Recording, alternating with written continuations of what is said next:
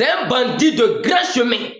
Ce monsieur qu'on appelle Bankongo là, c'est quand les Ivoiriens se rendent compte. C'est-à-dire qu'on s'en rend compte au moins que ce monsieur-là, c'est un voyou, c'est un grand bandit. C'est un voleur. C'est-à-dire quand tu écoutes les dits du chef là, je ne sais pas si c'est un chef canton, mais c'est un notable. Mais quand tu écoutes là, c'est là que tu vas te rendre compte que monsieur qu'on appelle Bankongo, vilain, tu vois son ventre en dirait grenouille. Ça lui-même, il ressemble à King Kong là.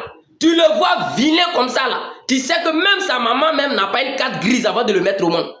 Parce que ce qu'il fait là, si ses parents là, eux-mêmes ils avaient été éduqués là, si eux-mêmes ils étaient intelligents, ils avaient des cerveaux là, sa propre maman ne pouvait pas mettre un déchet comme ça, inhumain au monde. Mais ce qui se vilain monsieur l'André Crapaud là, ce qui fait subir aux Ivoiriens, mais même dans un pays on ne peut pas faire subir ça à des chiens.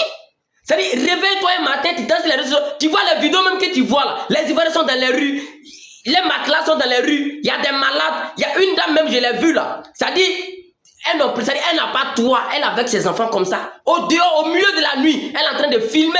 Ses enfants là sont sur le matelas, tout coin les cassé. Imagine s'il pleut, elle a un nouveau-né dans sa main. Elle est obligée de prendre pain bleu là pour emballer bébé là pour ne pas que... Mais ce monsieur là, d'autres vont s'être étonnés que non, nous on lui parle pas bien. On n'a qu'à parler bien comment à quelqu'un, lui-même ses parents là sont des maudits sur la terre.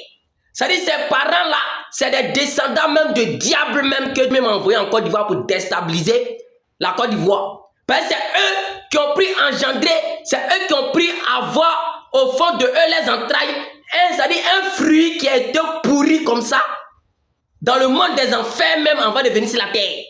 C'est pour ça qu'il est en train de faire ça aux Ivoiriens. Quand on parle de la malédiction là, il n'y a que des illettrés qui pensent que c'est les pauvres seulement qui sont maudits. Non, hein, être riche ne veut pas dire que tu es béni. Hein.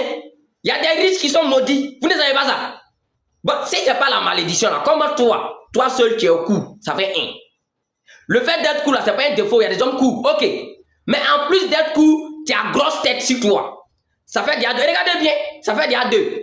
Bon, de trois, tu as grosse tête et puis tu es vilain encore pour mettre dessus. C'est toi seul, tu ressembles à Crapaud. Quand tu regardes de loin, tu ressembles à King Kong. Je sais pas, tu sais même pas quoi. Lui là, tu le croises au plein milieu de la forêt, mais tu vas t'évanouir. Ça veut dire tu vas avoir une créature devant toi. Bon, il ne sait pas si je vais dire une créature, mais une bête démoniaque. Bon, il ne sait pas.